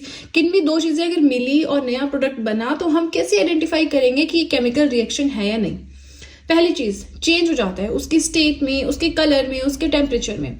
सेकेंड चीज, या तो गैस या प्रेसिपिटेट्स की फॉर्मेशन होती है ना, बिल्कुल बेसिक है। केमिकल इक्वेशन की हम बात करते हैं, हम बोलते हैं ना स्कूल में एक चैप्टर होता था बैलेंसिंग द केमिकल इक्वेशंस, है ना, बड़ा मजा आता था उसे सॉल्व करने का, मुझे आज भी याद है। तो बस यहाँ पे 4 मॉलिक्यूल है, वहां पे 2 मॉलिक्यूल है, अब 2 को 4 कैसे बनाना है, वो सारा फंडा है, करते रहो बैलेंस, है ना। चलिए, वो हमने स्कूल में पढ़ा है। तो केमिकल इक्वेशन एक्चुअल में होती क्या है? This is the symbolic representation of a chemical reaction. अब अगर मैं यहाँ बोलूँ कि मैग्नीशियम प्लस ऑक्सीजन मिलकर बना मैग्नीशियम ऑक्साइड, ये मैं बोलूँ, इस तरह से नहीं लिखूं, है ना, तो वो हो गई हमारी केमिकल रिएक्शन। अगर ये जो मैंने लिखा है ना 2Mg+O2 is equal to 2MgO, तो ये जो मैंने लिखा है ये पूरी एक केमिकल इक्वेशन है, ठीक है। चलिए, ये भी हो गया। आगे अगर हम देखें कि हमने पढ़ लिया सिंबॉलिक रिप्रेजेंटेशन है केमिकल रिएक्शन की, केमिकल इक्वेशन। अब इसमें दो चीजें होती हैं, एक होता है रिएक्टेंट, एक होता है प्रोडक्ट। एग्जांपल से समझते हैं, जो दो चीजें मिलके कोई नई चीज बना रही हैं, उन दो चीजों को या दो से ज्यादा चीजों को हम बोलेंगे रिएक्टेंट्स, क्योंकि वो रिएक्ट कर रहे हैं और कोई नई चीज की फॉर्मेशन कर रहे हैं। अब फॉर्म होके जो नई चीज बनी, that is known as product, है ना। सो वही चीज यहाँ पे है, दैट सब्सटेंसेस और compounds taking part in the reaction, हम उन्हें बोलते हैं रिएक्टेंट्स, एंड ये left side of the equation में लिखी जाती है। सब्सटेंसेस और compounds formed in the course of reaction, पूरे रिएक्शन के बाद जिस चीज की फॉर्मेशन होती है, that is known as a product, और इसे हम राइट हैंड साइड पे लिखते हैं। जैसे कि यहाँ पे है, लेफ्ट हैंड साइड पे रिएक्टेंट्स लिखे हुए हैं, राइट हैंड साइड पे प्रोडक्ट्स लिखे हुए हैं, ठीक है। अब देखिए, ये तो बिल्कुल इंट्रोडक्शन टाइप था, है ना, बिल्कुल बेसिक था।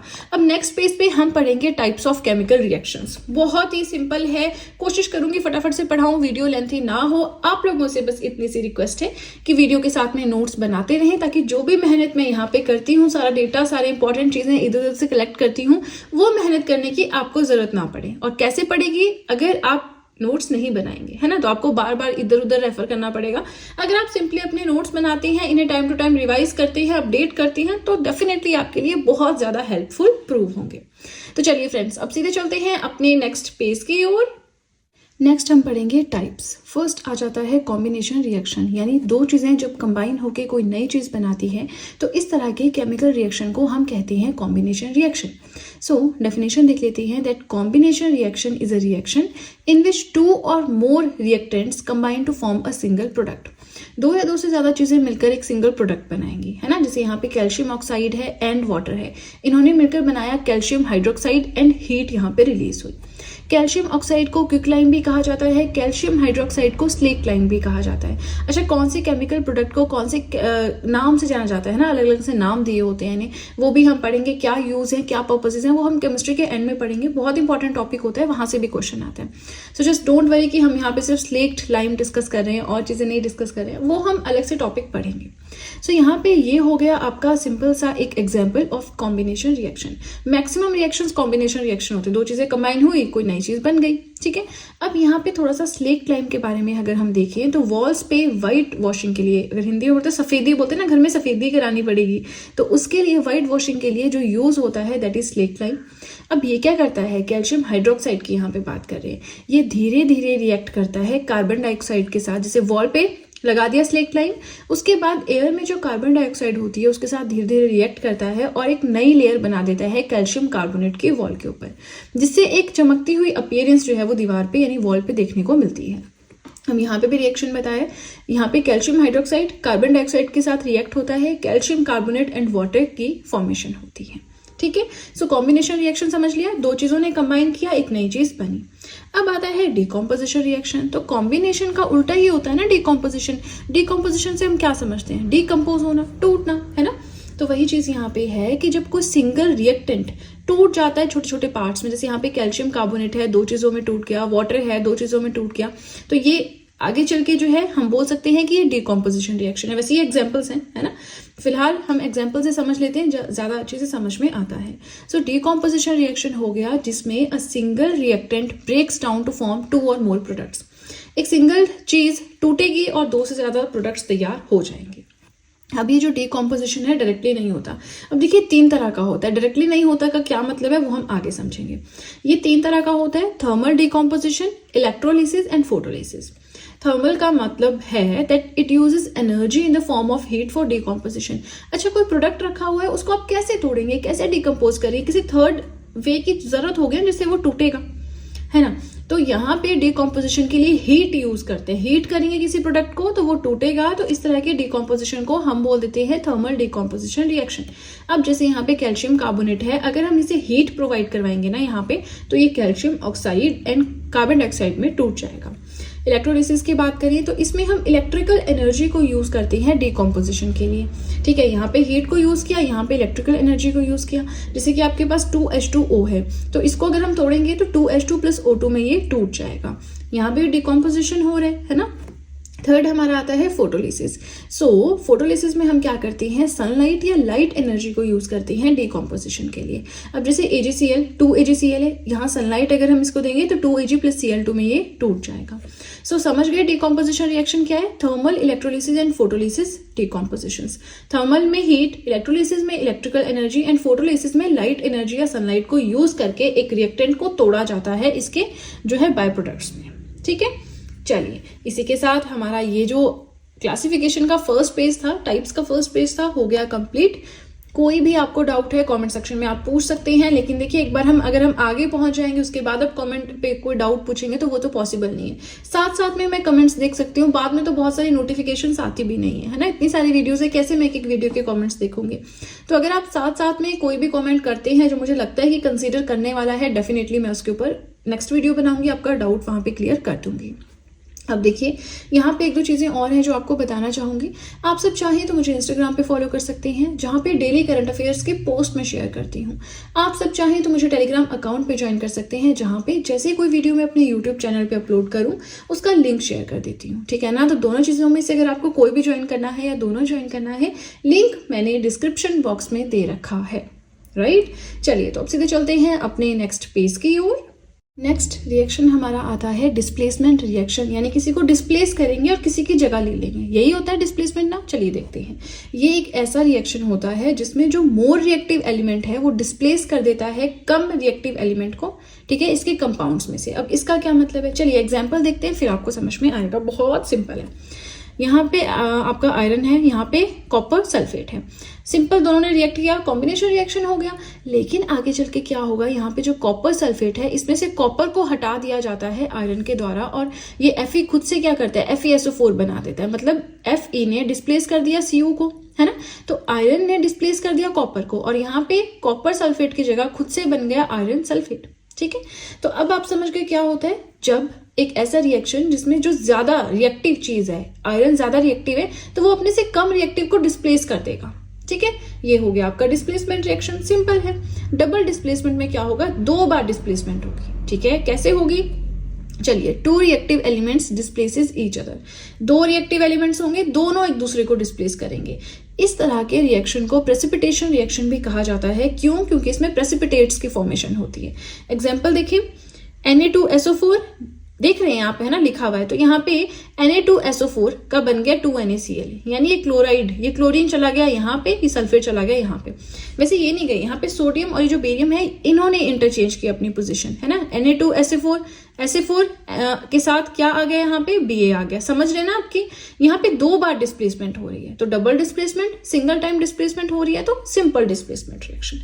बहुत सिंपल है, स्कूल में पढ़ रहे हैं, बट जब एग्जाम की तैयारी कर रहे हैं तो ये नहीं सोच सकते कि पढ़ा है, क्योंकि भूल चुका होता है ना। तो थोड़ा सा रिवीजन की एक बार जरूरत होती है। नेक्स्ट हम बात करेंगे एक्सोथर्मिक एंड एंडोथर्मिक रिएक्शंस की। एक्सो एंडोथर्मिक, थर्मिक माने हीट। अभी हमने थर्मल डिकम्पोजिशन पढ़ा, जिसमें हम हीट को यूज करते हैं टू डिकम्पोज अ प्रोडक्ट और अ कंपाउंड, है ना, उसको तोड़ने के लिए। वैसे ही थर्मिक माने हीट का कुछ तो यूज है। क्या यूज है, चलिए पहले एक्सोथर्मिक रिएक्शंस देखते हैं। ऐसे रिएक्शंस जब कोई केमिकल रिएक्शन हो रहा है ना, और अगर उसमें हीट एनर्जी प्रोड्यूस हो रही है, ठीक है, उसको हम बोल देंगे exothermic reaction. So reactions occurring with the evolution of heat energy, यानी हीट एनर्जी प्रोड्यूस हो रही है, ऐसे तरह की रिएक्शंस को हम बोलते हैं एक्सोथर्मिक रिएक्शंस। इसके एग्जांपल्स आ जाते हैं आपके रेस्पिरेशन है, burning of natural gas and decomposition. Example ये देखिए, अब ये क्वेश्चन ना पूरा बनता है एग्जाम में, ठीक है, कि किस तरह का एग्जाम्पल है, किस तरह का ये प्रोसेस है या रिएक्शन है ना। क्वेश्चन इस तरह से आ जाता है।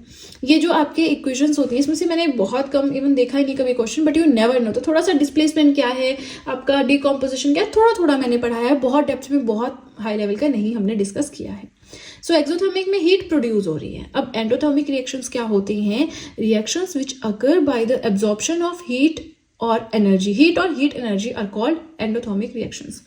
ऐसे रिएक्शंस जिनमें हीट एब्जॉर्ब हो रही है, मतलब आपको हीट की जरूरत हो रही है, वो रिएक्शन तभी होगा, अदरवाइज होगा ही नहीं। तो हीट आपको चाहिए, है ना। इस तरह के रिएक्शंस को हम बोलते हैं एंडोथर्मिक रिएक्शंस, और इसका बेस्ट एग्जांपल है फोटोसिंथेसिस, ठीक है जी।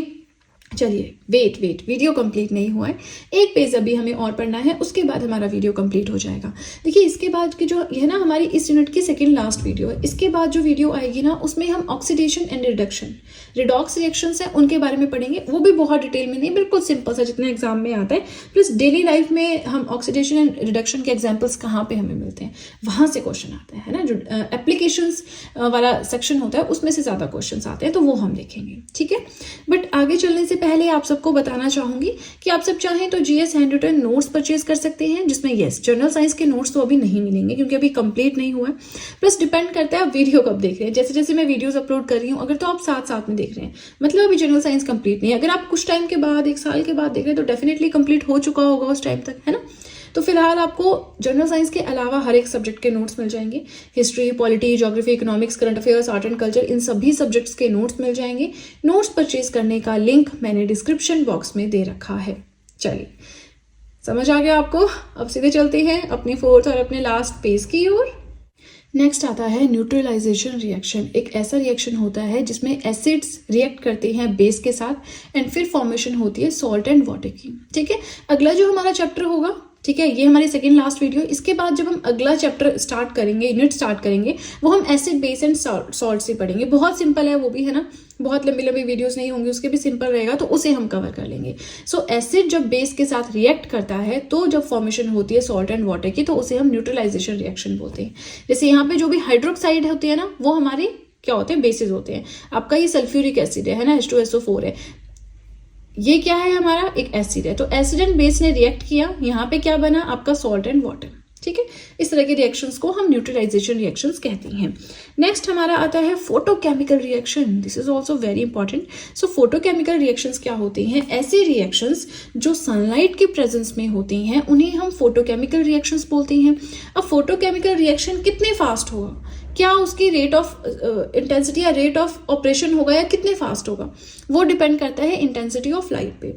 अगर बहुत ज़्यादा सनलाइट पड़ रही है तो फिर ये रिएक्शंस जल्दी होते हैं, अगर धीरे धीरे थोड़ी थोड़ी सनलाइट है तो फिर रिएक्शन स्लो होते हैं। अब यहाँ पे एक टर्म आती है आपकी फोटोसेंसिटाइजर। फोटोसेंसिटाइजर ये क्या होता है, जैसे हमने कैटलिस्ट पढ़े हैं ना, कि किसी भी प्रोसेस को जल्दी करवाने में कैटलिस्ट एक रोल प्ले करते हैं, लेकिन वो उसका केमिकल कॉम्पोजिशन नहीं चेंज करते, है ना। अगर आपको ध्यान होगा, हमने कैटलिस्ट काफी बार डिस्कस किया है, कई बार करंट अफेयर्स में भी ऐसी कोई चीज आ जाती है ना, या फिर कहीं भी तो हमने डिस्कस कर रखा है, मुझे ध्यान है। नाउ फोटोसेंसिटाइजर की हम बात कर रहे हैं। ये एक ऐसा सब्सटेंस होता है जो रिएक्शन को करवाता है without undergoing any chemical change itself.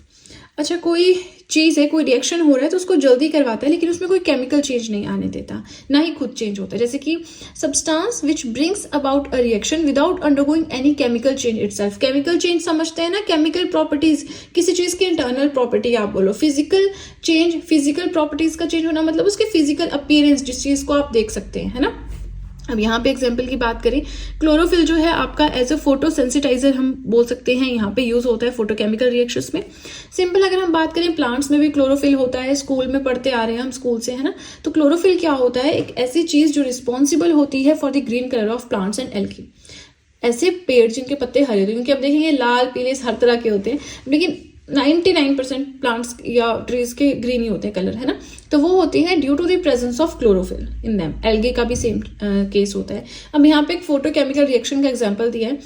Carbon dioxide है, वाटर के साथ रिएक्ट कर रही है, सनलाइट पड़ रही है, फोटोसिंथेसिस का प्रोसेस हो रहा है और ये सब चीज़ों की फॉर्मेशन हो रही है, ठीक है। इसको नहीं भी देखना, ठीक है, इतना नहीं पूछते, बट थोड़ा सा फोटोकेमिकल रिएक्शन पता होना चाहिए। सनलाइट के प्रेजेंस में होता है ये सब चीज़ें। फोटोसेंसिटाइजर क्या होता है ये वैसे भी आपको पता होना चाहिए। नाउ ये हमारा आज का लास्ट है, देन वीडियो कंप्लीट, ठीक है। चलिए, रिवर्सिबल एंड इरिवर्सिबल रिएक्शंस क्या होते हैं। रिवर्सिबल माने जो उल्टे हो जाते हैं, इरिवर्सिबल मतलब जिन्हें उल्टा नहीं किया जा सकता। सर्दियों में स्वेटर्स लेते हैं, जैकेट्स लेते हैं, अरे रिवर्सिबल है, दोनों साइड से पहन सकते हैं, ऐसे याद रख लो, ठीक है। सो रिवर्सिबल एंड इरिवर्सिबल रिएक्शंस की बात करेंगे। मीनिंग मैंने आपको समझा दिया, अब हम यहाँ पे देख लेते हैं थोड़ा सा थ्योरेटिकल वे में। So a chemical reaction which proceeds in both reactions is known as reversible reaction. अगर हम इसे जोड़ेंगे ना तो ये जुड़ जाएगा, अगर हम इसको तोड़ेंगे तो ये टूट जाएगा, दोनों साइड को, है ना। फॉरवर्ड एंड बैकवर्ड दोनों डायरेक्शन में जब हो जाता है उसे हम रिवर्सिबल रिएक्शन बोल देते हैं। इरिवर्सिबल रिएक्शन क्या होता है, जो सिर्फ एक ही डायरेक्शन में होता है। अ chemical reaction which proceeds only in one direction, जो सिर्फ एक ही डायरेक्शन में होता है, उसे हम बोलते हैं इरिवर्सिबल रिएक्शन। जैसे कि यहाँ पे 2NaOH ये सल्फ्यूरिक एसिड मिले और ये हो गया। अगर आप इसको तोड़ना चाहें तो ये टूट के फिर से ये नहीं बनेगा, ठीक है। तो इस तरह के रिएक्शंस को हम बोल देते हैं इरिवर्सिबल रिएक्शंस।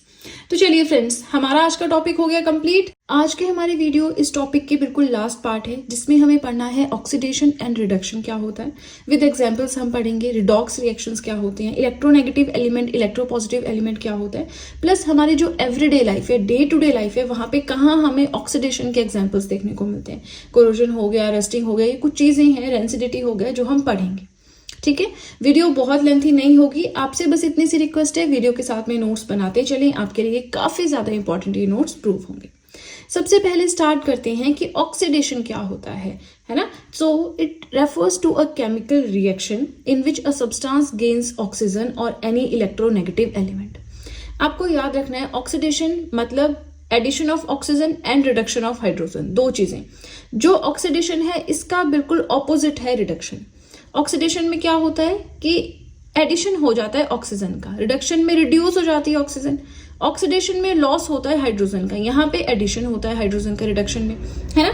तो आपको दोनों नहीं याद रखने, आपको एक याद रखना है, दूसरा उसका बिल्कुल ऑपोजिट है। तो हम फोकस करेंगे ऑक्सीडेशन के ऊपर। डेफिनेटली आपको रिडक्शन भी पढ़ाऊंगी, ऐसा नहीं है, लेकिन ऑक्सीडेशन पे ज्यादा फोकस करते हैं, फिर रिडक्शन में सब कुछ ऑपोजिट चल पड़ेगा, ठीक है।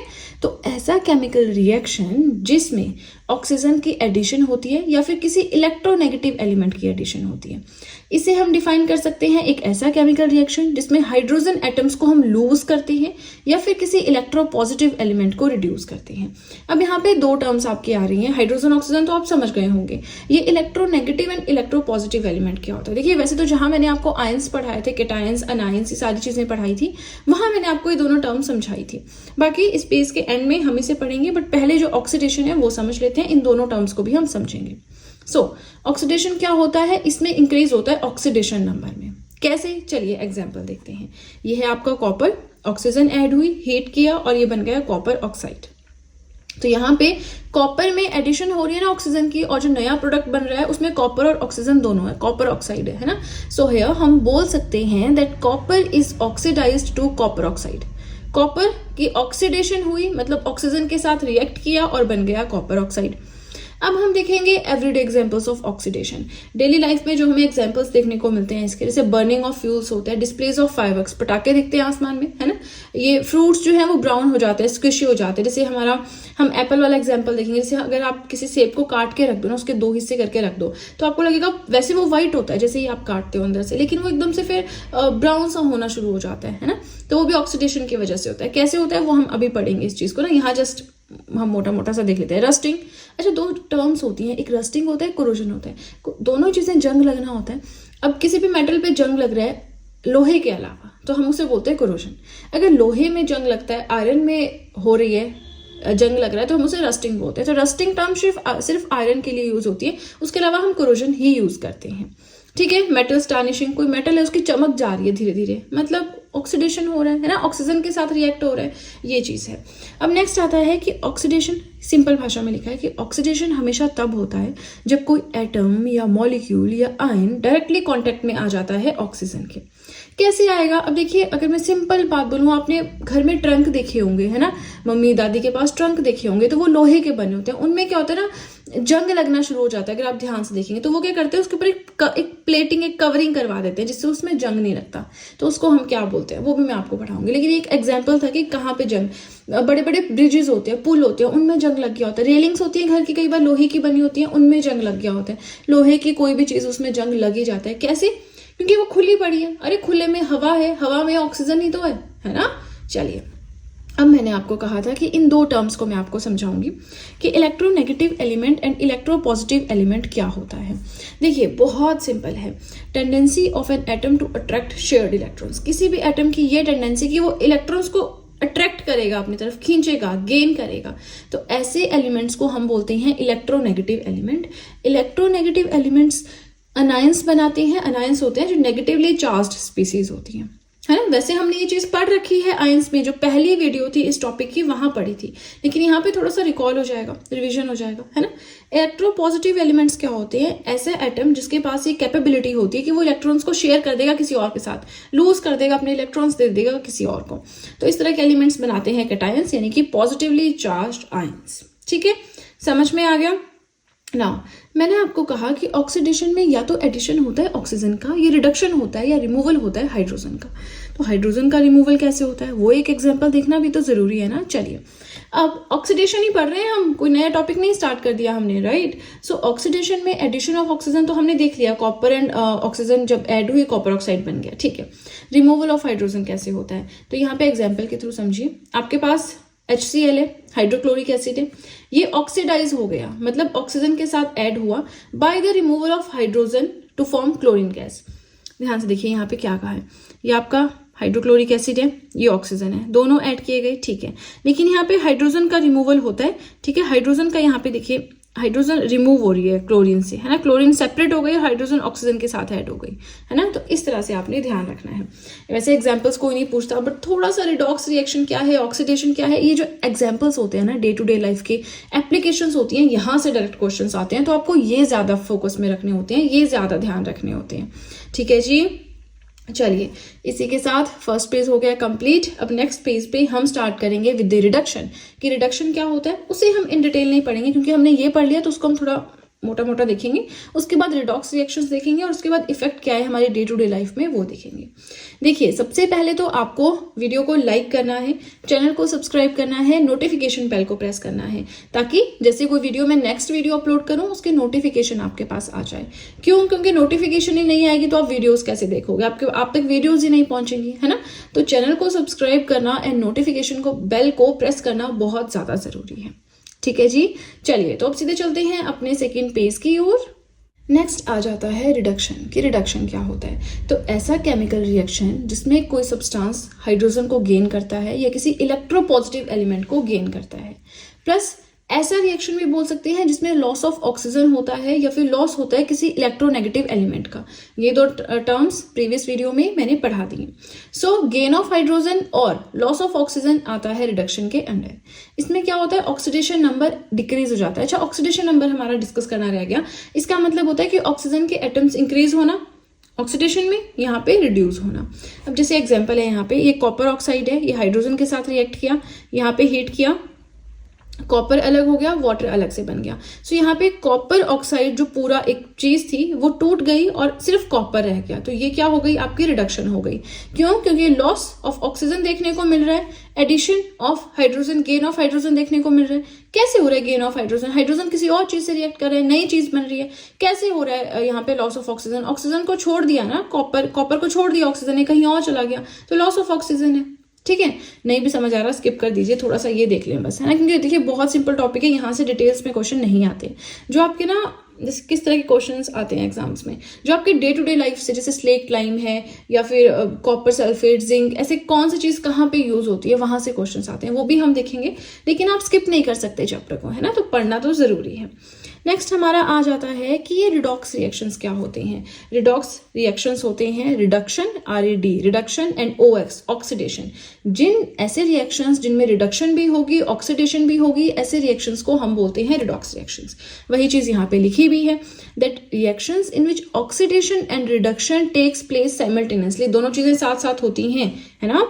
अब देखिए यहाँ पे copper oxide plus hydrogen add हुए, कॉपर एंड वाटर रह गया, वही वाला एग्जांपल उठाया। तो यहाँ पे रिडक्शन हो रही है किसकी, ऑक्सीजन की, एंड एडिशन हो रहा है किसका, हाइड्रोजन का। मतलब रिडक्शन ऑक्सीडेशन दोनों चल रहा है साथ में। ठीक है, तो आपको सिंपली पता होना चाहिए रिडॉक्स रिएक्शंस क्या होते हैं। अब दो टर्म्स हमारी यहाँ पे आती हैं कि रिड्यूसिंग एजेंट क्या होता है एंड ऑक्सीडाइजिंग एजेंट क्या होता है। रिड्यूसिंग एजेंट माने जो रिड्यूस कर रहा है, डोनेट कर रहा है अपने इलेक्ट्रॉन्स को, किसी और को दे रहा है इलेक्ट्रॉन्स। ऑक्सीडाइजिंग एजेंट मतलब ऑक्सीडाइज कर रहा है, कुछ ऐड कर रहा है, मतलब एक्सेप्टर है इलेक्ट्रॉन्स का। ये तो मैंने आपको बिल्कुल शॉर्ट में बता दिया कि रिड्यूसिंग एजेंट को बोल दो ऐसा एटम जो डोनेट करता है इलेक्ट्रॉन्स, दे रहा है, लूज कर रहा है इलेक्ट्रॉन्स। ऑक्सीडाइजिंग माने जो एक्सेप्ट कर रहा है। अब थोड़ा सा डेप्थ में देख लें डेफिनेशन, तो रिड्यूसिंग एजेंट हो गया अ सब्सटेंस विच इज रिड्यूस्ड। यहाँ पे ऑक्सीजन रिड्यूस हुई ना, oxidation number of which is decrease. यहाँ पे कॉपर का ऑक्सीडेशन नंबर डिक्रीज हुआ ना, पहले एक ऑक्सीजन का एटम था, अब एक भी नहीं बचा, बेचारा कॉपर अकेला रह गया, है ना। तो यहाँ पे रिड्यूसिंग एजेंट की तरह वर्क करेगा। ऑक्सीडाइजिंग एजेंट माने एक्सेप्टर ऑफ इलेक्ट्रॉन्स, जो इलेक्ट्रॉन्स को ऐड कर रहा है।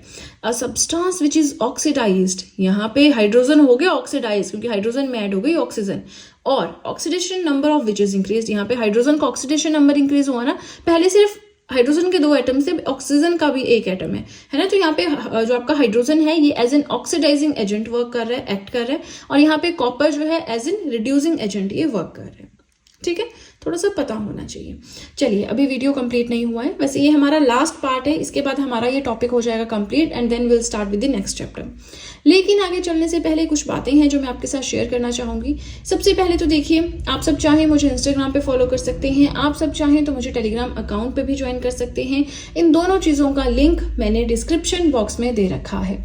इसी के साथ देखिए, आप सब चाहें तो GS हैंड रिटन नोट्स भी परचेज कर सकते हैं, जिसमें जनरल साइंस के अलावा आपको हर एक सब्जेक्ट के नोट्स मिल जाएंगे। History, polity, geography, economics, current affairs, art and culture, इन सभी सब्जेक्ट्स के नोट्स आपको मिल जाएंगे।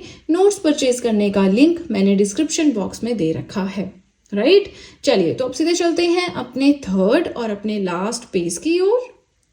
नेक्स्ट आता है effect of oxidation reactions in our daily lifes. अपनी डेली लाइफ में कहाँ हमें एग्जांपल्स देखने को मिलते हैं कि ऑक्सीडेशन एक्चुअल में हो रहा है। ये तो हमने बुकिश नॉलेज ली, सारी कॉपर है, जिंक है, ये सब हमने पढ़ा, ठीक है, लेकिन रियल लाइफ में हमें कहाँ ऑक्सीडेशन देखने को मिलेगा। चलिए हम यहाँ पे दो चीजें पढ़ेंगे main, corrosion and rancidity. Corrosion क्या होता है? जंग लगना। जंग लगना तो हमने सुना ही है ना, उसके बारे में हम पढ़ेंगे। सो ये एक ऐसा प्रोसेस है जिसमें ऑक्सीडेटिव डिटोरिएशन होता है of a metal surface by the action of substances present in the air, water और आउटसाइड एनवायरनमेंट। इसका मतलब है कि कोई भी मेटल सरफेस है, खुला पड़ा हुआ है कोई मेटल, ठीक है, तो ऑक्सीजन के साथ अब जो आउटसाइड एनवायरनमेंट है, अब जैसे जहां मैं बात कर रही हूँ, मेरा टेबल है तो आसपास वैक्यूम है। वैक्यूम है? नहीं, वैक्यूम नहीं है, हवाएं हैं, हवा है, एयर है, मिक्सचर ऑफ गैसेज है ना। तो वैसे कोई मेटल, कोई चीज घर में पड़ी है, तो जैसे आपके मान लीजिए कोई टेबल पड़ा है तो उसके आसपास एयर है ना, तो ऑब्वियसली अगर एयर में जो भी चीजें उससे रिएक्ट करने लायक अगर कोई मेटल है तो वो रिएक्ट करेगा। प्लास्टिक की कुर्सी है तो रिएक्ट नहीं करेगी।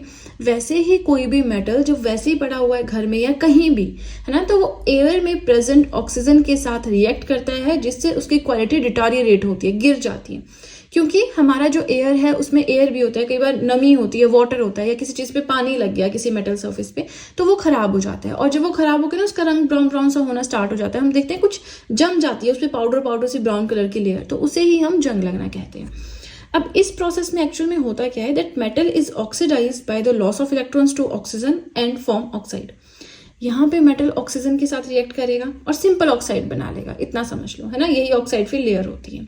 अब इसके एग्जांपल्स है रस्टिंग ऑफ आयरन। देखिए किसी भी और मेटल में अगर जंग लगे तो हम उसे कहते हैं कोरोजन, अगर लोहे में जंग लगे तो हम उसे बोलते हैं रस्टिंग, चीजें सेम ही है। Tarnishing of silver. सिल्वर, अच्छा आपने चांदी की पायलें देखी होंगी ना, तो वो काली हो जाती हैं कुछ टाइम के बाद। क्यों होती हैं काली?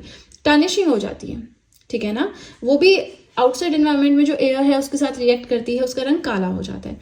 नेक्स्ट आता है formation of green coating on copper and bronze. Copper या ब्रॉन्ज की कोई चीज है तो उस पर ग्रीन कलर की कोटिंग आनी शुरू हो जाती है due to the presence of oxygen in the air.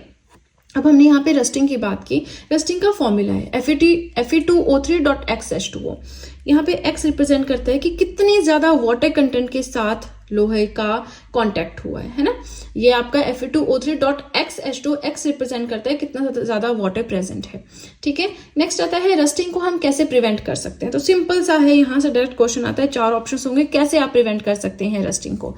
Electroplating, alloying, surface coating जिसमें कि ऑयल या पेंट की कोटिंग होती है, ग्रीस की कोटिंग होती है, क्रोम प्लेटिंग, गैल्वेनाइजिंग, जिंक की जो है कवरिंग होती है। प्लेटिंग माने जिंक की कोटिंग कर देंगे, उसके ऊपर लेयर बिछा देंगे एक, ठीक है ना। तो ये सारे मेथड्स हैं जिसके थ्रू आप रस्टिंग को रोक सकते हो। नेक्स्ट हमारा आता है डे टू डे लाइफ में एग्जाम्पल, जिसमें हम ऑक्सीडेशन का एग्जाम्पल देख सकते हैं, वो है रेंसिडिटी। रेंसिडिटी का मतलब होता है ऐसा खाना जिसमें ऑयल्स हैं या फैट्स हैं, अगर आप खुले में उसको रख दोगे ना तो उसमें से आपको लगेगा कि कलर चेंज हो रहा है, थोड़ी स्मेल भी चेंज हो रही है, और वो खाना ना बासी बासी सा लगता है, बिल्कुल फ्रेश नहीं लगता, मतलब वो ऑक्सीडाइज हो चुका है। अब कैसे हम खाने को ऑक्सीडाइज होने से बचा सकते हैं? एयर टाइट कंटेनर में डाल के फ्रिज में डाल दो, रेफ्रिजरेटर में डाल दो, ठीक है। चलिए अब देखिए इसी के साथ लास्ट हमारा छोटा सा एक लाइन बचता है एंड देन हमारा वीडियो एंड यूनिट हो जाएगा कंप्लीट। सो ये चीज मैंने आपको पहले ही बता दी, that a sliced apple turns brown if kept open for some time due to the oxidation of iron present in apple. सेब को काटो, बीच से 2 हिस्से करो, वैसे ही छोड़ दो, तो आप थोड़े देखेंगे थोड़े टाइम के बाद ना वो कटा हुआ हिस्सा ब्राउन होना शुरू हो जाता है। क्यों ऐसा होता है? क्योंकि उसमें जो आयरन प्रेजेंट होता है एप्पल में वो ऑक्सीडाइज हो जाता है, वो आउटसाइड प्रेजेंट जो ऑक्सीजन है उसके साथ रिएक्ट करता है, जिसकी वजह से उसमें भी जो है एक तरह से जंग लग रहा होता है वो, है ना। चलिए अब देखिए इसी के साथ, अच्छा एक चीज और, अच्छा अगर आप उस एप्पल को खाएंगे ना जिससे आप 1-2 घंटे छोड़ दो, 3-4 घंटे छोड़ दो, जब वो ब्राउन हो गया आप उसे खाएंगे तो आपको उसका टेस्ट भी थोड़ा खराब खराब लगेगा, बट वो खराब नहीं होता तो हम खा लेते हैं, है ना, लेकिन उसका टेस्ट भी थोड़ा खराब खराब लगता है। तो वही चीज यहाँ पे आती है, रेंसिडिटी वाली चीज, है ना। चलिए अब देखिए इसी के साथ हमारा आज का टॉपिक हो गया कंप्लीट। वीडियो कैसी लगी मुझे कमेंट सेक्शन में जरूर बताएं, प्लस हमारा यूनिट भी कंप्लीट हो गया है। अब नेक्स्ट वीडियो में हम मिलेंगे नेक्स्ट यूनिट के साथ, तब तक के लिए चैनल को सब्सक्राइब कर दें, बेल आइकन को प्रेस कर दें, नोटिफिकेशन बेल जरूर प्रेस करना है ताकि जैसे कोई वीडियो मैं अपलोड करूं सबसे पहले नोटिफिकेशन आपके पास पहुंचे। प्लस जो भी आपके फ्रेंड्स हैं जो भी गवर्नमेंट एग्जाम्स के लिए प्रिपेयर कर रहे हैं उनके साथ भी मेरे चैनल का लिंक जरूर शेयर करें, सो दैट इन हैंड रिटन नोट्स का उन्हें भी कुछ फायदा हो सके। तो चलिए फ्रेंड्स आज के लिए इतना ही, अब हम मिलेंगे नेक्स्ट वीडियो में। So that's it and see you soon.